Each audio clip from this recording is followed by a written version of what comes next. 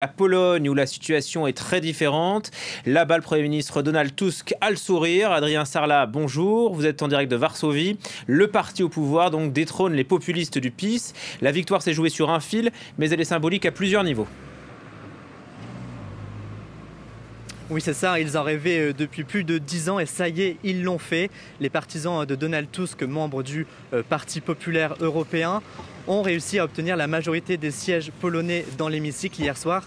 Alors pour le Premier ministre et ancien président du Conseil européen, c'était un moment hier soir de grande fierté. On l'a vu très ému, il a même eu du mal à retenir ses larmes face à ses soutiens lors de l'annonce des résultats.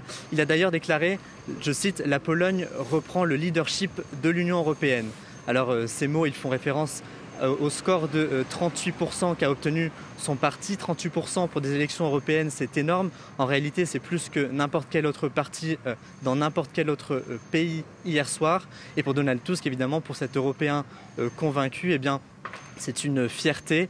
Il a d'ailleurs, avec les 21 sièges qu'il a réussi à obtenir contre 19 pour le PiS, il souhaite mettre fin aux relations conflictuelles entre Bruxelles et Varsovie qui s'étaient établies ces dernières années. On se souvient que les ultra-conservateurs du PiS s'opposaient à Bruxelles sur à peu près tous les sujets, mais notamment ceux liés à l'état de droit et à la souveraineté européenne.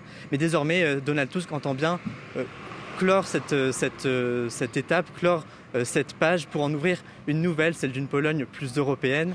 Attention toutefois, car lorsqu'on regarde les chiffres en détail concernant l'élection d'hier, on voit que l'abstention a été quand même massive. Seuls 40% des Polonais en âge de voter se sont déplacés et le scrutin s'est joué à 1%. 1% des voix, c'est peu. Et donc l'avance dont dispose la majorité aujourd'hui reste très relative. Merci beaucoup pour ces éléments, Adrien.